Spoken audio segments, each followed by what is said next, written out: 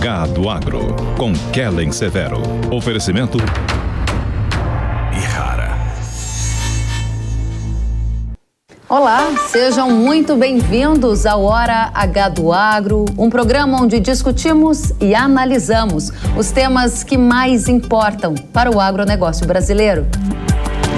Contagem regressiva para o segundo turno das eleições. Brasileiros voltam às urnas em 30 de outubro para decidir quem será o novo presidente. Nós vamos entender o que esperar desta uma semana que resta para a disputa e saber o que mais importa para o agro neste momento. E ainda, compra de fertilizante para a segunda safra de milho está abaixo da média dos últimos 5 anos.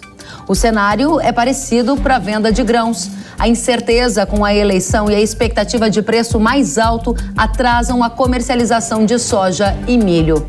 Na geopolítica, presidente da China sinaliza durante o 20º Congresso do Partido Comunista que política de Covid-0 continuará no país.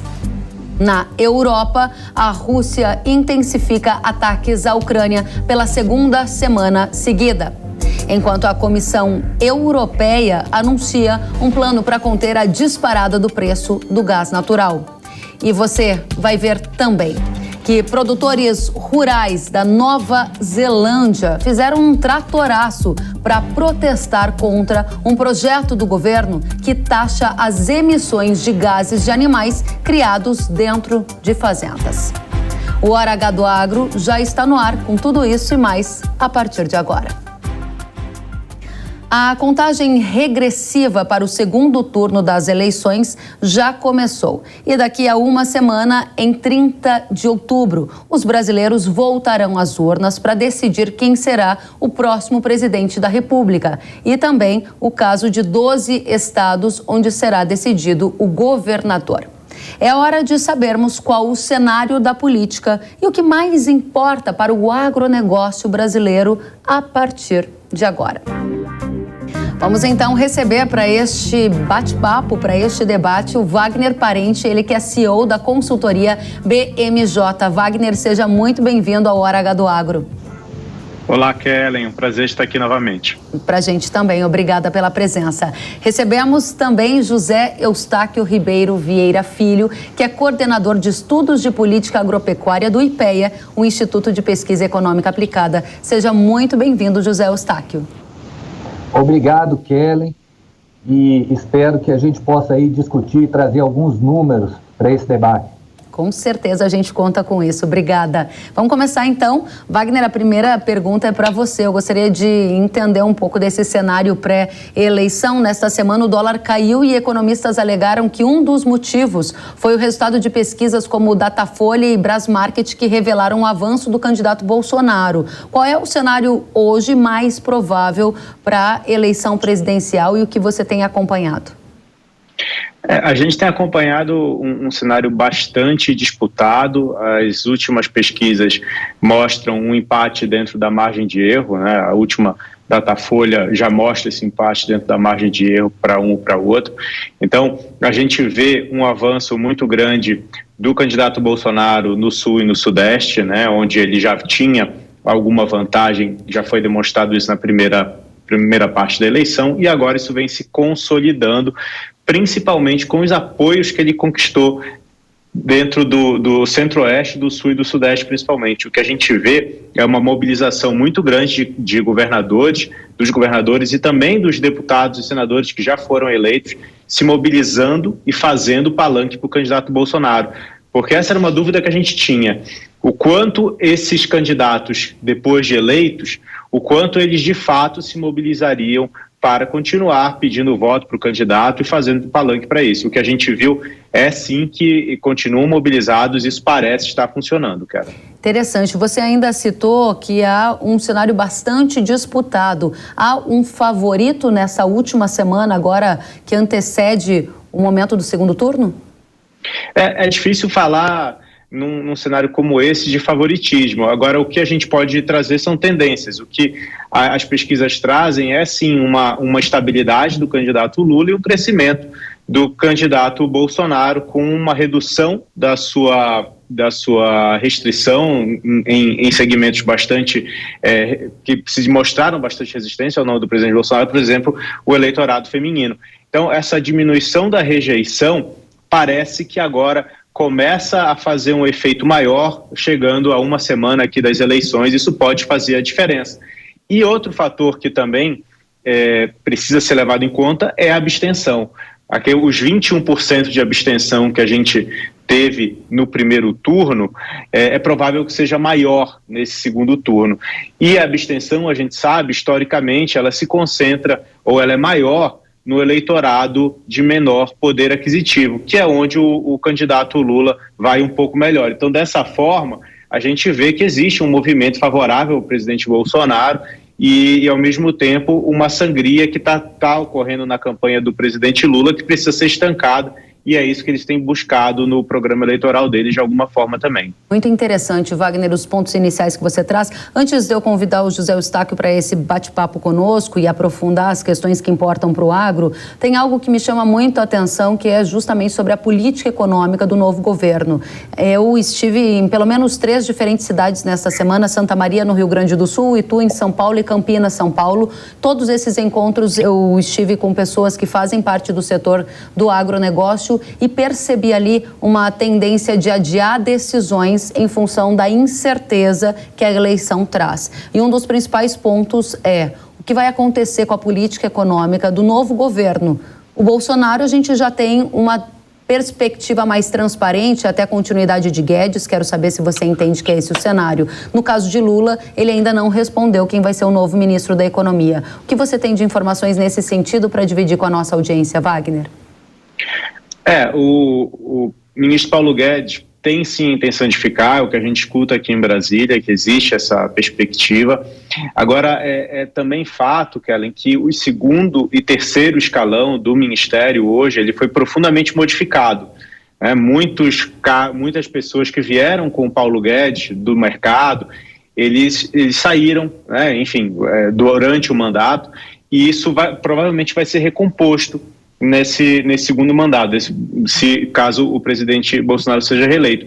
Então, apesar da gente ter muita clareza de quem é o nome, né, da economia, a gente não tem tanta clareza de quem vai ser o segundo e terceiro escalão. A gente entende que vai ser pessoas com o mesmo perfil, pessoas pró-mercado, pessoas experimentadas no mercado.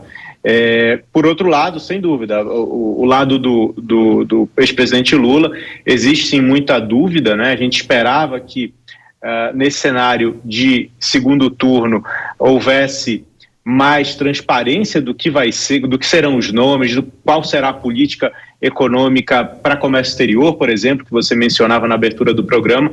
Nada disso, por enquanto, foi posto na mesa, o que coloca, lógico, essa dúvida no produtor rural e, enfim, em todo o setor produtivo brasileiro.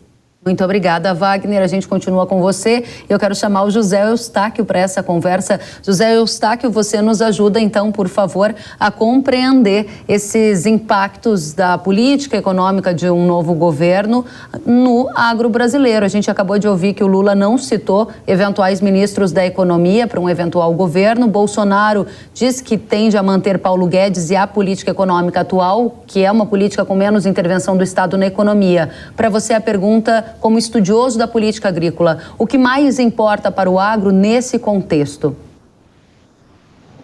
Eu acho, Kelly, que são 2 modelos que estão em voga, né? Um modelo em que o Estado vai ser mais presente e um outro em que o Estado vai deixar as coisas andarem de forma mais livre, né? E nesse sentido, esse segundo modelo, o agricultor tem uma liberdade maior para definir os seus investimentos.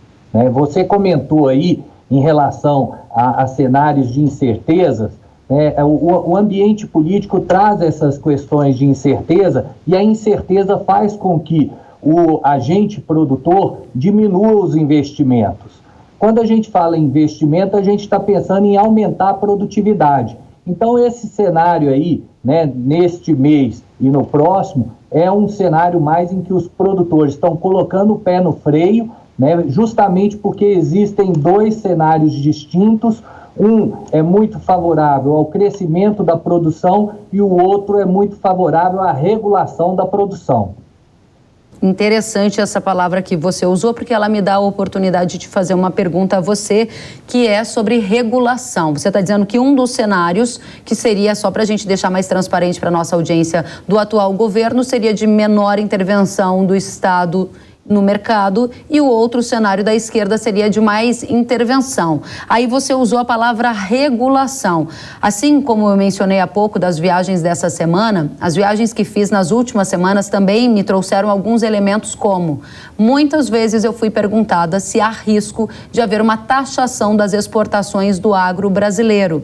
Vamos lembrar a nossa audiência que no plano de governo do candidato Lula, em algum momento apareceu a palavra regulação do mercado agrícola. Depois esse termo foi retirado e hoje a proposta que consta no site do TSE não tem o termo regulação.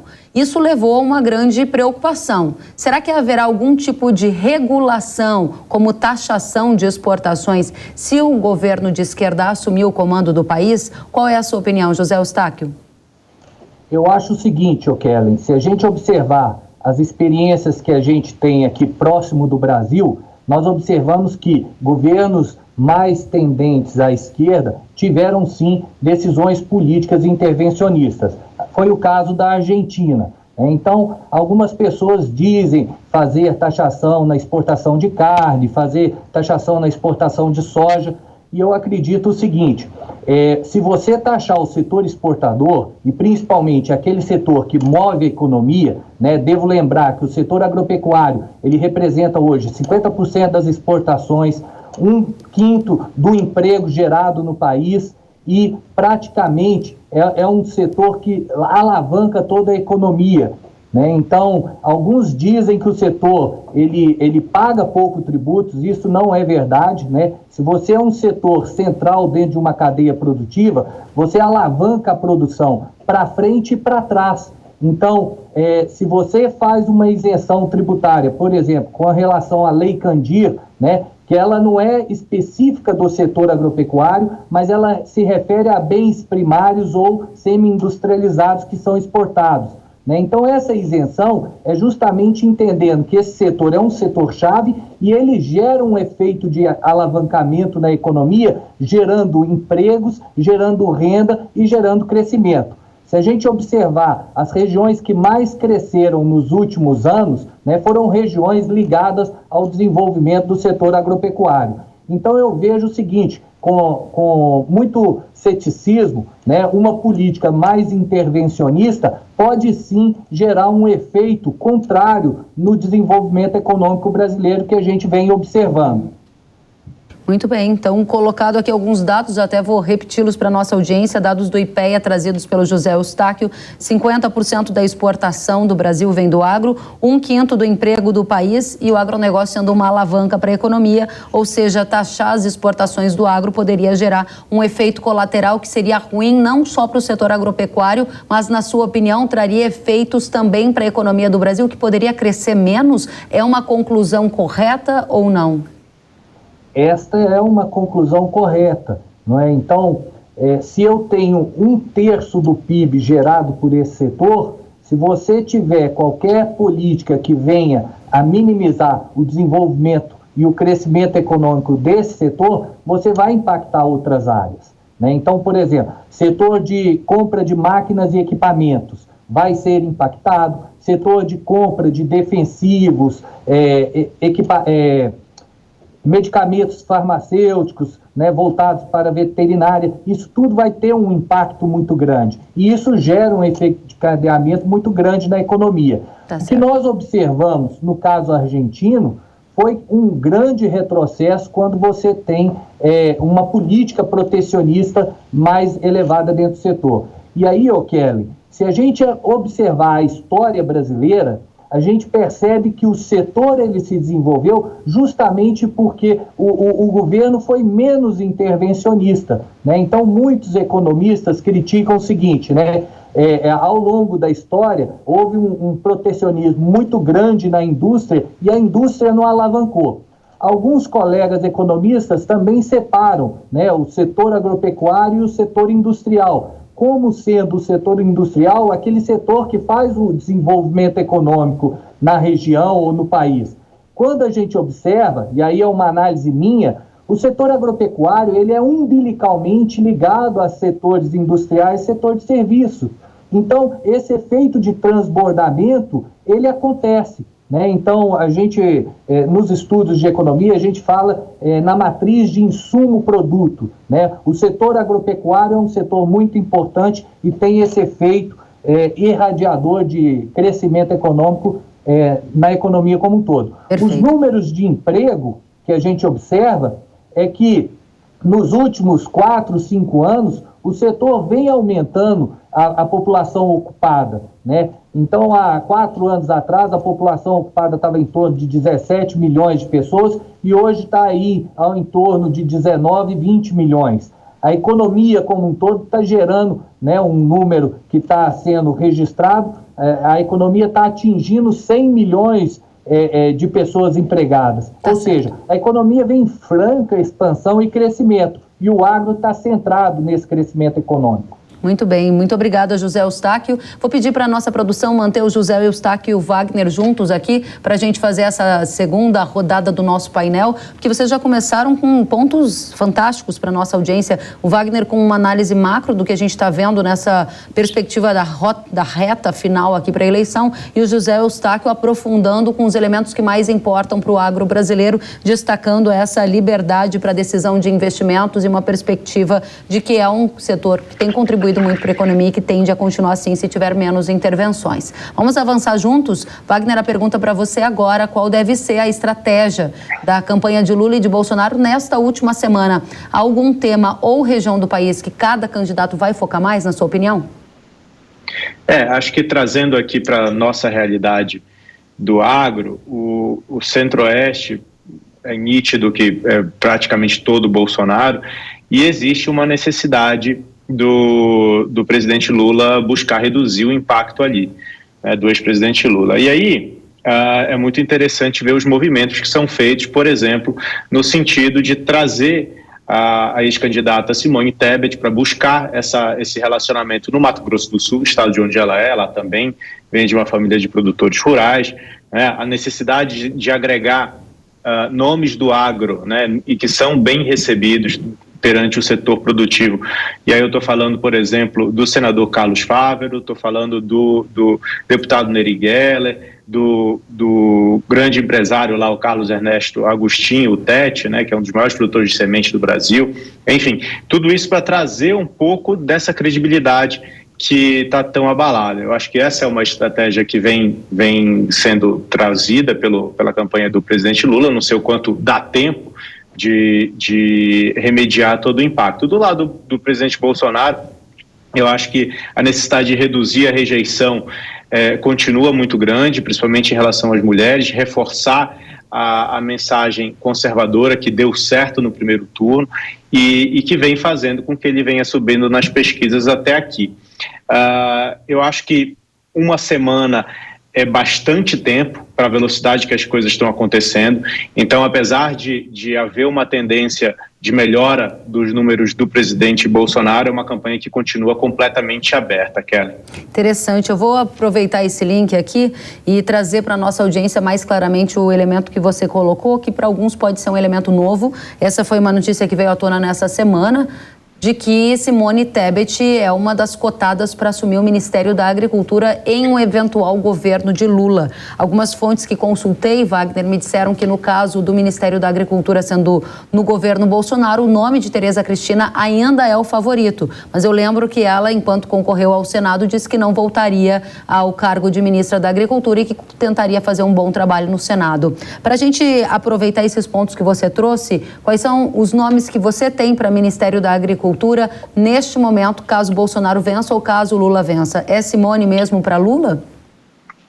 Eu tenho a impressão que não, Kellen. Apesar de ser um nome que sem dúvida agrega credibilidade para o ex-presidente Lula, eu acredito que provavelmente o nome da agricultura de um governo Lula sairia do Mato Grosso. E aí a gente mencionou aquelas 3 pessoas, o Carlos Fávaro Neri e o Carlos Ernesto Agostinho Tete. É provável que, se não sair dali o nome, é provável que eles tenham uma grande força para indicar alguém. E um nome que a gente não mencionou aqui, mas eu acho que corre por fora, é o da ex-ministra da Agricultura, Cátia Abreu também, da senadora Cátia Abreu, que também vem falando bastante em relação a esse protecionismo da União Europeia, em relação a essa agenda ambiental que precisa estar casada com o agro, enfim, é uma fala que se coaduna com o que a campanha do ex-presidente Lula traz. No caso do Bolsonaro, aí eu sou bastante cético com a possibilidade da ministra Tereza voltar para o ministério. Como você disse, ela mesma já se manifestou no sentido de que prefere permanecer no Senado, né? Inclusive com boas chances até para vir a ser presidente do Senado, né? Já que o Senado ele ficou com uma cara muito pró-Bolsonaro agora, então existe sim a possibilidade de fazer um nome para a presidência da mesa ali. E lógico, a gente não pode descartar, por exemplo, a permanência do ministro Marcos Monte, que além de ser uma pessoa que conhece muito os temas mais técnicos do agro, também é extremamente bem relacionado politicamente. De qualquer forma, uma perspectiva que a gente tem em relação ao nome de Bolsonaro para a agricultura é sim uma escuta muito grande da Frente Parlamentar do Agronegócio, né, da FPA, que tem muita proximidade com o presidente e já foi bastante integrada ao governo, foi bastante ouvida o tempo todo, tanto que na primeira reunião da FPA depois da eleição foi exatamente com o ministro Marcos Monte, na semana passada, no dia 18, onde ele foi falar um pouquinho do PL de autocontrole.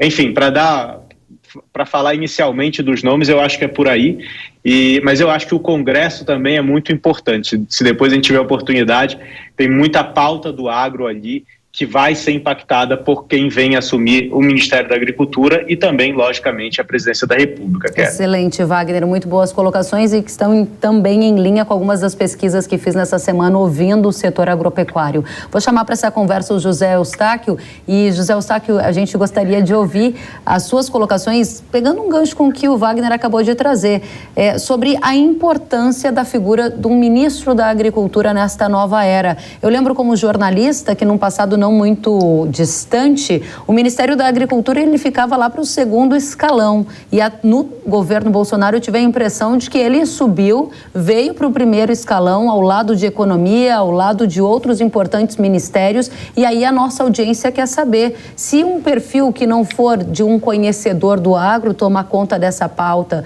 a gente pode ter algum efeito colateral nas políticas de crédito rural, de meio ambiente, de uso da terra, que passam, né, por essa pauta e pasta tão estratégica que o Ministério da Agricultura. Qual é a sua visão sobre a importância desse cargo e sobre os temas que são mais estratégicos a partir dessa nova era, Zé Eustáquio?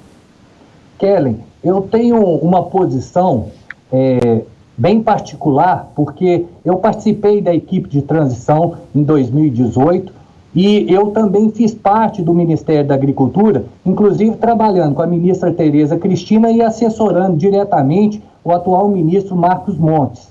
O que eu percebi é o seguinte, né? Eu fiquei no Ministério até 1 ano e meio atrás, e o que eu percebi no Ministério da Agricultura existem bons engenheiros agrônomos, mas que conhecem pouco de economia. E quando a gente olha no Ministério da Economia, existem bons economistas que conhecem pouco de economia rural. Então eu acho o seguinte, quem quer que ocupe a pasta do Ministério da Agricultura no futuro, ele tem que ter um foco muito claro na consolidação de uma equipe econômica dentro do Ministério da Agricultura. Porque senão acontece o seguinte, às vezes o Ministério da Agricultura demanda recursos ao Ministério da Economia, o Ministério da Economia, por não saber avaliar as políticas e pelo fato da bancada ruralista ser muito forte, ele tende a aceitar a maioria dessas demandas e não necessariamente a incorporação de mais recursos nas políticas seria o melhor para a sociedade. Tá? Vou dar um exemplo. Na questão da política de seguro rural, muito se fala, tem que aumentar os recursos para a política de seguro. Mas na prática, a gente tem poucas empresas, são poucos agricultores que utilizam disso para poucos cultivos. Será que essa política deve ser de fato custeada pela sociedade? Eu acho que isso é um ponto que a gente tem que ter.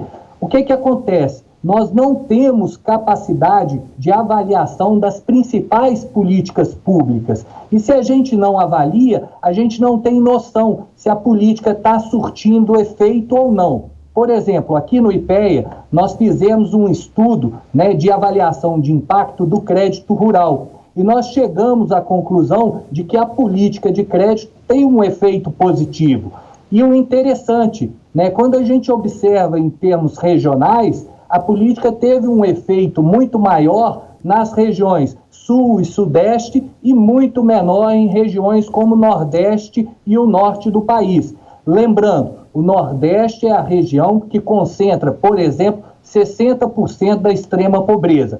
Então, nesse ponto, é preciso fazer uma reavaliação muito criteriosa para dotar o Ministério da Agricultura de capacidade de avaliação das políticas e, a partir daí, fazer as demandas de maior ou não recursos junto ao Ministério da Economia. Tá certo, gente. Olha, o tempo aqui com vocês voou. Eu vou pedir, então, para essa última rodada, colocar as considerações finais. O José Eustáquio acabou de falar sobre um elemento que é muito caro para a nossa audiência, que é crédito rural. Inclusive, algumas informações apontam, né, sobre o destino do recurso do Plano Safra, de onde sai esse recurso. A gente vai ter que voltar a conversar sobre tudo isso, mas eu quero passar para vocês 30 segundinhos ou 1 minuto de consideração final. E, Wagner, você pedia para trazer uns elementos sobre Congresso. Então fica aqui a oportunidade para sua consideração final, um alerta para a nossa audiência na Jovem Pan News. A palavra é sua. Obrigado, Kelly. O Congresso ganhou muita força nos últimos anos e a gente tem projetos que são muito importantes para o agro, que estão sendo negociados, estão sendo discutidos agora. E aí eu estou falando do marco legal dos pesticidas, eu estou falando de regularização fundiária, autocontrole, bioinsumos. Tudo isso está sendo discutido dentro da Câmara e do Senado Federal.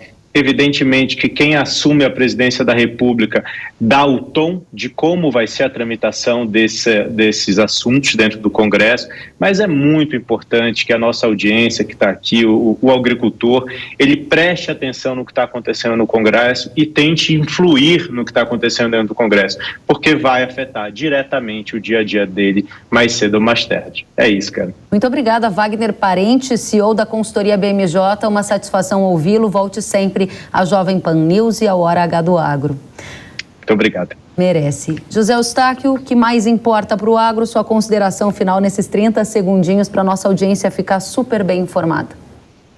Joia, eu acho o seguinte, é um setor extremamente importante. A questão da sustentabilidade, ela vai ser a tônica daqui para frente e eu acho que a gente tem que bater em 2 pontos. Primeiro, né, a gente fez um estudo aqui, nós mostramos o efeito polpa-floresta. De 1990 até hoje, nós economizamos 43% do território com o uso de tecnologias. Isso é algo em torno de 366 milhões de hectares. E o outro ponto é o seguinte, se a gente compara 1990 com o ano atual, em 1990, 1 tonelada de CO2 equivalente, a gente conseguia produzir 243 toneladas de alimento.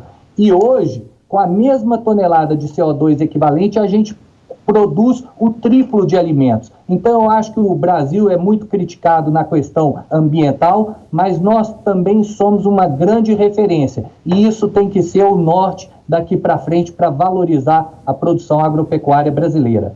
Que assim seja. José Eustáquio Ribeiro Vieira Filho, coordenador de estudos de política agropecuária do IPEA. Muito obrigada pela sua presença. Foi uma satisfação recebê-lo. Volte sempre. Satisfação foi minha, viu, Kelly? Obrigado. Obrigada a você. Até a próxima. A aquisição de fertilizantes para a segunda safra de milho no Brasil está atrasada. Isso foi o que revelou a Agrinvest Commodities nesta semana. Segundo a empresa, os produtores rurais brasileiros compraram cerca de 65% dos adubos, antes 74% na média dos últimos 5 anos. Mato Grosso aparece como o estado que até o momento mais fechou negócios para adubos, com 85% do fertilizante já negociado, mas ainda atrasado. E os agricultores brasileiros também estão atrasados com a comercialização da nova safra de soja e milho. A consultoria AG Rural Commodities revela que até setembro, 17% da produção da soja 22-23 do Brasil tinha sido vendida antecipadamente, ante 31% na média dos últimos 5 anos. No caso do milho, segundo a safra, agricultores do Centro-Sul venderam 9% até o momento, contra 17% no mesmo período do ano anterior. Diante da alta dos custos, os produtores rurais têm expectativas de que os grãos possam subir mais. E isso também favorece o atraso na comercialização. Alguns agricultores também relataram incertezas com as eleições e preferiram aguardar o resultado do segundo turno para a tomada de novas decisões de venda. E é sobre este e outros temas que a gente vai tratar agora com os nossos convidados. Vamos receber então Jefferson Souza, analista de fertilizantes da Agrinvest Commodities. Jefferson, seja muito bem-vindo ao Hora H do Agro.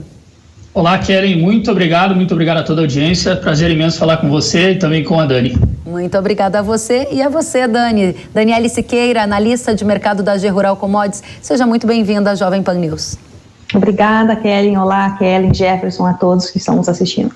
Obrigada e vamos começar. A gente está analisando aqui o efeito da eleição na tomada de decisões de agricultores e também outros efeitos que acabaram gerando um atraso aí na decisão. Por exemplo, Jefferson, para você, esse atraso na compra de adubo para a safra de milho do ano que vem, quais são as razões que explicam o dado que você mostrou aí na Agrinvest com vendas atrasadas até o momento?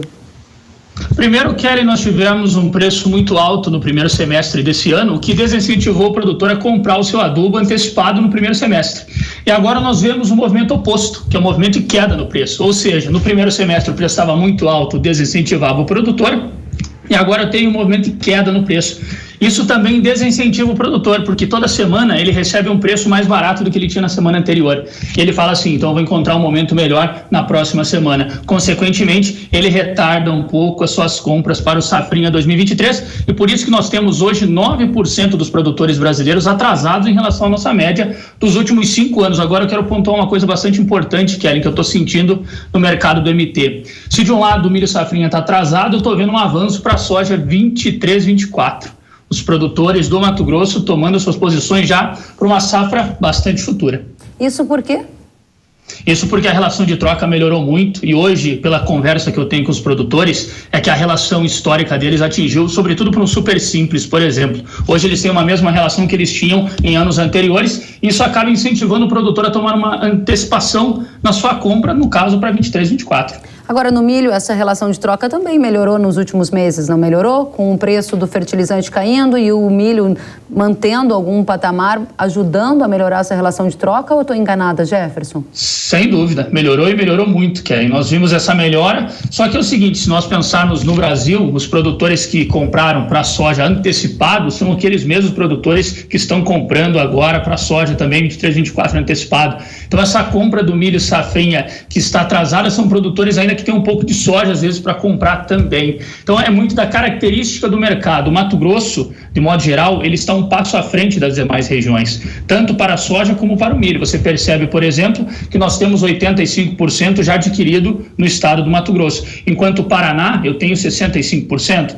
Mato Grosso do Sul, nessa faixa de 65% também. Então, os produtores em outras regiões estão atrasados, e alguns produtores do MT também, mas nós já vemos esse movimento de antecipação para a safra futura, a safra 23-24. Isso é muito importante para nós acompanharmos aqui para frente. Muito bem. A gente está aqui falando que a compra de fertilizante do Safrinha está atrasada. Você falou que a compra de fertilizantes para a safra 23-24 de soja está avançando. A minha última pergunta para a gente encerrar esse bloco com você é se os fertilizantes, agora as compras devem ganhar mais ritmo de agora em diante, Jefferson? O que você está prevendo? Eu estou prevendo que sim, Kelly. Sobretudo esse remanescente que nós temos do milho safrinha. Eu espero que com o fim da semeadura da soja, nós vamos ver aí uma movimentação maior no estado do Paraná. Até mesmo os produtores que não compraram ainda no Mato Grosso, eles vão tomar suas posições. E uma última coisa muito importante para definir essa demanda do safrinha: a janela de semeadura da soja. Vai ser crucial para o produtor, quem sabe, tomar uma posição maior para o seu safrinha 2023. Muito bem, Jefferson, a gente volta com você já. Vou chamar para essa conversa junto a mim e o Jefferson, a Daniele Siqueira, que vai explicar para a gente por que a comercialização de grãos também está abaixo da média. Quando a gente olha os dados da soja, tem um atraso, né, Dani? Quando a gente olha a questão do milho, também está mais lenta do que estava há um ano. Conta pra gente o que está explicando. A eleição é um fator que leva ao adiamento dessa decisão, mas tem outros fatores que se somam? Kelly, eu acho que a eleição é um fator agora, em outubro principalmente, mas não é o principal fator, porque essa comercialização mais lenta, tanto da soja 22-23 como da safrinha de milho 2023, ela vem já muito lenta há muitos meses. O que acontece? Primeiro, o custo de produção muito alto da safra 22-23, que faz com que o produtor queira um preço mais alto para conseguir uma rentabilidade melhor. Em segundo lugar, porque os preços da soja caíram, embora eles ainda estejam em patamares que são historicamente elevados, em reais e em dólares também, os preços não são mais aqueles que nós vimos no primeiro semestre de 2022, seja no mercado disponível, seja para entrega futura. E o produtor, claro, que deixou de vender naqueles preços e sempre fica receoso de querer vender no preço atual, porque ele gostaria, obviamente, de vender pelo melhor preço possível. Então, isso faz com que ele segure as vendas. E a outra questão é que, nos últimos anos, o produtor que esperou para vender, que não fez venda antecipada e preferiu vender na boca da safra, ele acabou se dando bem porque os preços subiram na boca da safra. Só que foram anos muito fora da curva, foram anos anormais, com vários fatores muito diferentes, como pandemia de coronavírus, por exemplo, como guerra na Ucrânia. Então, tudo isso fez com que os preços saíssem do normal e nós acabamos tendo preços mais altos na boca da safra. Isso não é normal e não tem nenhuma garantia de que isso vá se repetir em 2023. Então, o produtor tem que ficar um pouco atento, porque pode ter uma pressão de preço no começo do ano que vem, especialmente se a safra da América do Sul vier cheia. Muito bem colocado os fatores por você, que o que aconteceu na última safra não necessariamente vai se repetir nesta, mas eu tenho observado muitos agricultores com essa memória de curto prazo, até porque o gosto ficou muito amargo na boca de quem tinha feito algum tipo de negociação prévia e depois entregou o produto com um preço bem mais baixo, né, Dani? A pergunta que eu faço para você é: você acredita que passando a eleição, mesmo que esse agora não seja o fator mais preponderante, mas é um fator de curto prazo, pós-eleição, vendas vão avançar na sua avaliação? Eventualmente o câmbio pode trazer alguma surpresa e tem muita gente contando com isso, na sua opinião? O produtor ele tem comercializado em bom ritmo a safra disponível, tanto a safra 21-22 de soja como a safrinha 22, elas tiveram um ritmo de comercialização bastante firme nos últimos 2 a 3 meses. Então o produtor está concentrado no mercado disponível nesse momento e está vendendo mesmo que não seja por aqueles preços tão altos como os vistos lá atrás.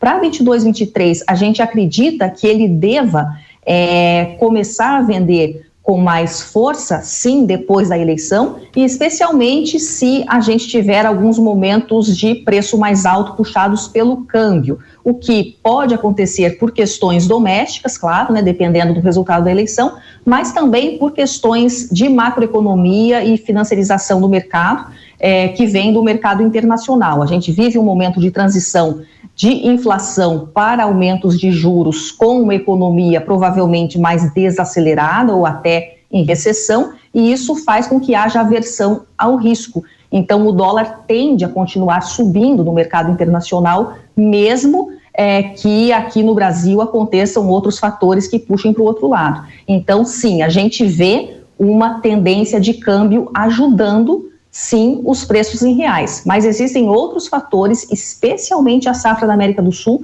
que se vier cheia, vai ser quase 40 milhões de toneladas superior à safra passada, né? Porque não teríamos quebra no Brasil, não teríamos quebra no Paraguai, a Argentina talvez fosse melhor, isso se o clima colaborar, logicamente. Então existe esse risco e o produtor precisa ficar atento. Aqui a gente tem dito para os nossos clientes da G-Rural, toda vez que o preço subir um pouco, seja com base em Chicago, seja com base no câmbio, é bom vender um pouco mais e avançar nessa comercialização antecipada. Muito bem, muito obrigada, Dani. Quero agradecer a Dani e o Jefferson por essa rodada inicial. Peço que vocês aguardem, porque a gente vai incluir agora um outro tema na nossa análise. Eu volto com vocês já já. E esse tema é a guerra na Ucrânia. Completa agora quase 8 meses e continua no radar do agronegócio, já que a Rússia intensificou pela segunda semana consecutiva ataques que tiveram como alvo a capital da Ucrânia, Kiev, e pontos de infraestrutura elétrica. Cerca de 30% das usinas de energia do país foram destruídas, o que tem provocado apagões em massa. A situação evidencia a continuidade do confronto e a falta de sinais de um fim breve para esta guerra. Guerra que, inclusive, tem efeitos no mercado do agro. A gente vai tratar de um desses efeitos, porque a guerra também impactou os preços de energia ao redor do mundo. Para tentar conter essa escalada do gás natural, a Comissão Europeia apresentou nesta semana um plano para reduzir os impactos da disparada de preços. Como resultado, o preço do gás chegou a cair até 12% na Europa durante o pregão da terça-feira. E é justamente sobre esses fatores, guerra na Ucrânia, impacto no mercado de energia, formação de preço de commodities, que a gente trata a partir de agora com os nossos convidados Jefferson e Dani. Jefferson, para você a pergunta é sobre fertilizante. Nós sabemos que muitas indústrias europeias reduziram ou até paralisaram a produção de fertilizante nitrogenado devido à alta do custo do gás natural. Esse plano, agora apresentado pela Comissão Europeia, gera uma possibilidade das indústrias de adubos voltarem a produzir mais lá dentro da Europa? E que efeito isso traz para o preço de nitrogenado no futuro, no mercado global e aqui para o brasileiro, hein? Olha, Kelly, nós já estamos vendo isso, as empresas europeias sinalizando uma volta da produção. Na semana passada eu tive a Azoty, que é um grupo polonês que diz que vai voltar a produzir, isso já está certo, foi um comunicado oficial, e agora eu tenho uma margem já positiva para as empresas que atuam na região, ou seja, no bloco europeu, coisa que eu não tinha no mês de agosto. A margem era extremamente negativa e por isso que a produção de amônia chegou a ser cortada em 70%. Agora alguns rumores já apontam aí que uma parte dessa produção ela voltou e hoje a Europa estaria com 35% a 40% da produção de amônia cortada. Não é uma informação oficial ainda, mas é uma estimativa que nós temos no mercado. É claro que se as empresas tiverem uma margem positiva, você está incentivando elas a retomarem a produção. E, consequentemente, eu tiro todo aquele aperto que nós conversávamos no mês passado da falta de fertilizantes naquela região específica.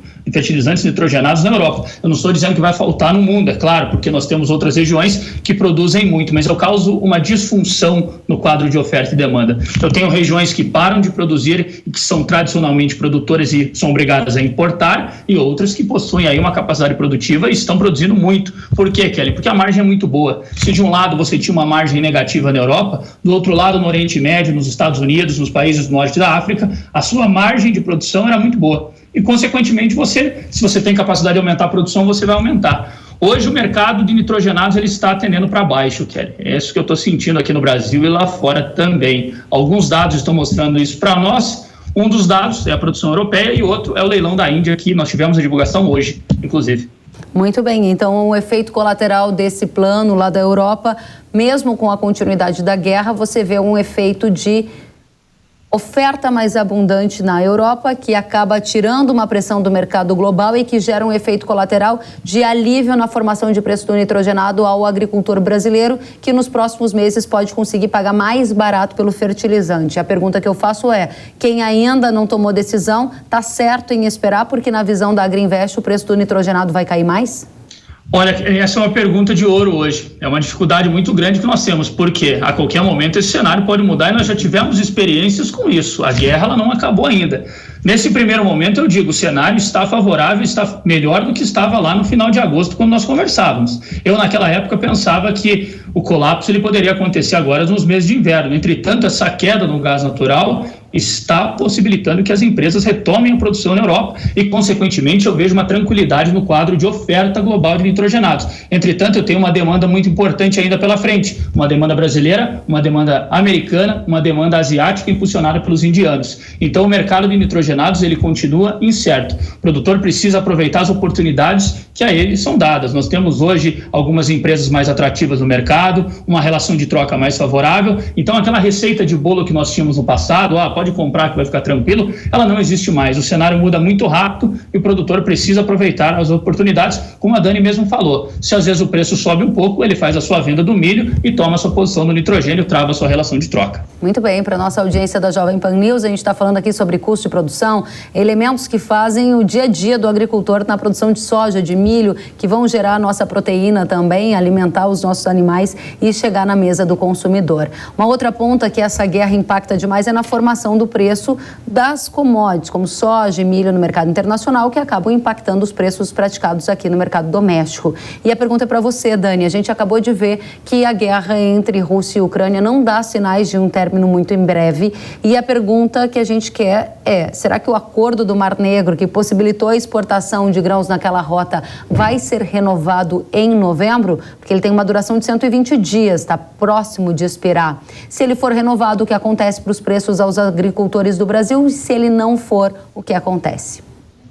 O que a gente tem visto, Kellen, é que a Ucrânia, mesmo com todas as dificuldades, especialmente depois que o corredor começou a funcionar, ela tem conseguido exportar milho. Ela terminou a temporada 21-22, que na Ucrânia termina no dia 30 de setembro, com exportação de 27 milhões de toneladas de milho, que foi mais do que na temporada anterior, quando eles tiveram uma quebra de safra, e foi parecido com 2 anos atrás. Então, a exportação de milho da Ucrânia, ela foi boa. E isso impede que o Brasil provavelmente faça um recorde de exportação de milho nessa temporada 21-22. A gente trabalha com exportação entre 37 e 39 milhões de toneladas e não com os 41 que fizemos alguns anos atrás, porque a Ucrânia ainda está no mercado, apesar de tudo.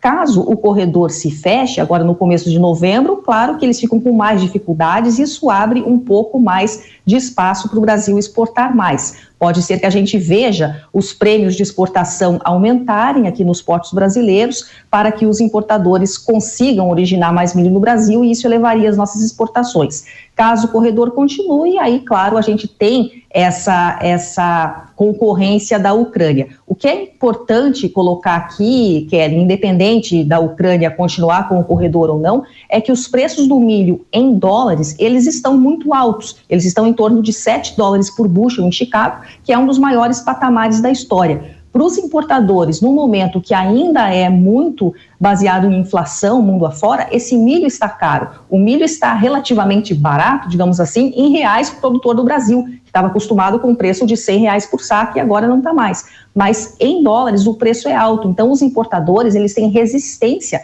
a comprar muito milho porque eles estão no momento de contenção de despesas, eles estão reduzindo a demanda. Por isso, a gente tem que ficar atento também não só aos concorrentes, aí como a Ucrânia, mas à importação, a essa capacidade de compra, principalmente dos europeus. Que ótimo. Você falou sobre importação, capacidade de compra, você falou dos europeus, eu vou te perguntar sobre os chineses e demanda chinesa, mas já eu me despeço rapidamente da Dani e do Jefferson para a gente começar uma nova rodada. Então eu volto com vocês. Que agora a gente vai dar início à próxima rodada, que é justamente sobre China, porque um outro destaque dessa semana foi a realização do 20º Congresso do Partido Comunista Chinês. O evento, que ocorre de 5 em 5 anos. Durante a reunião, o presidente da China, Xi Jinping, elogiou a política de Covid-0 no país, sinalizando que ele deve continuar com a estratégia. Vale lembrar que a implantação de lockdowns por lá é apontada como um dos motivos da desaceleração econômica chinesa. Nesta semana, o governo da China também adiou a publicação de dados econômicos que saíram na terça-feira. Volto para os nossos painelistas e eu vou já fazer a pergunta a você, Dani, porque o link estava muito bom e eu não gostaria de perder. E aí, Jefferson, eu incluo você nessa rodada já. Você falava sobre riscos de desaceleração de demanda por causa de uma recessão na Europa. E a gente tem observado o comportamento da China e quer entender. A desaceleração da economia da China pode reduzir a demanda por soja do Brasil? O que você tem observado? Porque as compras do país asiático têm recuado recentemente? Sim, em 2022 a China importou menos soja, a temporada 21-22, que também terminou por lá no dia 30 de setembro, a China importou 90 milhões de toneladas de soja, 10 milhões a menos do que havia importado na temporada anterior. Isso tem a ver com uma questão da indústria suína, que estava com margens negativas, então houve uma demanda menor por farelo de soja, e tem a ver também com a demanda menor por carnes no mercado chinês. A China passa, sim, por um momento bastante delicado em sua economia, não só por questões financeiras ou econômicas, mas também pelos lockdowns. Essa estratégia chinesa de Covid-0 é bastante estranha, até talvez seja uma tentativa de demonstração de poder do governo, mais do que exatamente de um controle da doença, que a gente viu que o lockdown muitas vezes não funciona muito. Então isso tem sim pressionado. A China tem a expectativa de importar 98 milhões de toneladas de soja na temporada 22-23, então é um aumento de 8 milhões em relação à temporada anterior, mas mesmo assim não é um aumento tão grande. Eu falava agora há pouco que a América do Sul pode ter um aumento de 40 milhões de toneladas na produção de soja na temporada 22-23, essa demanda 8 milhões de toneladas maior da China não é suficiente. Então, para a gente não ter soja sobrando aqui na mão, caso tenhamos safra cheia no ano que vem, a China vai ter que importar mais. No caso do milho, eles não têm necessariamente que importar milho. Eles têm um quadro de oferta e demanda relativamente folgado, tiveram uma safra boa, apesar de alguns problemas climáticos, mas devem importar do Brasil, sim, a partir, se não já de 2022, certamente de 2023. Não acredito que serão grandes volumes, até porque o milho também passa pelas mesmas questões que a demanda da soja passa, mas os chineses devem sim comprar do Brasil, reduzindo as suas compras na Ucrânia e nos Estados Unidos. Excelente ponto, só não posso deixar essa bola quicando. Eu ouvi de um profissional de uma grande empresa de alimentos no mundo que a expectativa dele era algo ao redor de 10 milhões de toneladas de envio de milho do Brasil para a China já em 2023. Eu gostaria de saber se o seu número é menor do que esse em termos de volume e qual o efeito colateral na formação de preços do milho a partir da nova era em que a China passa a comprar grão do Brasil, Dani. Nós não temos um volume específico já de estimativa de quanto a China poderia importar. A expectativa é que a China importe no total 18 milhões de toneladas de milho na temporada 22-23, de todas as origens. Então tem Estados Unidos, tem Ucrânia aí também. O que acontece é que, embora o milho da Ucrânia ele esteja mais barato nesse momento, porque afinal existe um risco para ir buscar esse milho e os ucranianos jogam o preço para baixo, o que tem acontecido é que os chineses têm mostrado um certo receio de comprar esse milho ucraniano devido aí à própria dificuldade de recebimento, dificuldade logística e tal. Então, pode sim vir uma demanda maior para o Brasil. Se é 18 milhões, não diria que 10 milhões são impossíveis, não, porque ficaria isso dividido praticamente entre Estados Unidos e Brasil, um pouco para a Ucrânia ainda, claro que eles continuam comprando, então 10 milhões não me parece ser exagerado. Isso é altista para preço de milho no mercado doméstico em 23? É altista, com certeza é altista e, claro, a gente não vai ver ainda a China como o grande importador de milho, como é no caso da soja, mas com o tempo, certamente isso deve acontecer e, claro, é bom para os nossos preços. Muito obrigada, Dani. Jefferson, volte para cá para a conversa conosco. Diga para a gente como é que está a situação de abastecimento de fertilizante para o Brasil vindo da China. A China é um parceiro importante do Brasil também nesta área de suprimentos. Você tem alguma preocupação adicional com a política de Covid-0, com os lockdowns? Conta para a gente. Olha, Kelly, eu já tive muito mais em relação à China do que eu tenho agora. No passado, ela passou por uma dificuldade muito grande, ela reduziu muito as exportações, não só para o Brasil, mas para o mundo inteiro no final do ano. E agora nós vemos uma retomada da China no mercado internacional, com fosfatados, nitrogenados e etc. Esse ano, inclusive, nós tivemos um ensaio de crise hídrica lá também, que acabou prejudicando, elevou o preço de algumas matérias-primas, mas foi resolvido e hoje eu não vejo um grande problema em relação à China, como eu via no ano passado. Hoje eu estou mais tranquilo, até no Brasil, Kelly, a nossa oferta de fertilizantes hoje ela é bastante robusta, então todo aquele problema que nós tínhamos no primeiro semestre, aquelas dúvidas, incertezas, hoje nós podemos dizer que o Brasil está muito bem garantido com insumos. Muito bem, que bom terminar essa conversa assim. Jefferson Souza, analista de fertilizantes da Agrinvest Commodities, volte sempre à Jovem Pan News e ao Hora H do Agro, é muito bem-vindo. Muito obrigado, agradeço um convite, foi um prazer conversar com vocês. Da mesma forma, Daniele Siqueira, analista de mercado da AG Rural Commodities, volte sempre, você também é muito bem-vinda, Dani. Muito obrigada, Kellen. Bom conversar com você e com o Jefferson e até a próxima. Até a próxima. E o setor agropecuário da Nova Zelândia foi às ruas nesta semana para protestar contra uma proposta do governo que pretende cobrar uma taxa pelas emissões de gases de animais nas fazendas, tema que tratamos aqui no Hora H do Agro da semana passada. Agricultores e pecuaristas fizeram um tratoraço por cidades e vilas do país. Eles também carregavam faixas dizendo que sem agricultor não há comida e que o setor agro seria o primeiro a ser taxado e depois o consumidor. O governo da Nova Zelândia colocou o tema em consulta pública e, se ela for aprovada, será a primeira taxação sobre gases emitidos por animais de dentro de fazenda no mundo todo. E agora a gente vai para um recadinho para você. Vamos ver? As daninhas no pasto concorrem com as forrageiras por água, luz e nutrientes, diminuindo a qualidade do alimento. E não para por aí, elas também afastam os animais, fazendo com que haja superlotação em outras áreas. Além disto, os pastos também sofrem com a cigarrinha. Essa praga injeta toxinas e causa a queima do pasto, também prejudicando a qualidade da alimentação. E é por isso que a Yara reuniu toda a sua expertise no desenvolvimento de defensivos, que já é reconhecida no mercado, para desenvolver soluções para pastagem. E é a tecnologia japonesa de ponta à disposição do pecuarista. O extenso portfólio da Yara é composto por herbicidas, inseticidas, tratamento de sementes e até óleo para potencializar a ação dos defensivos.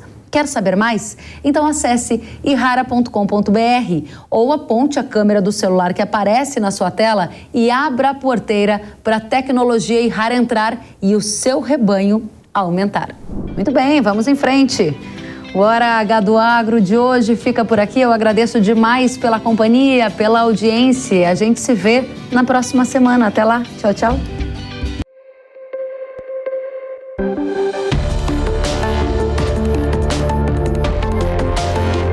Hora H do Agro, com Kellen Severo. Oferecimento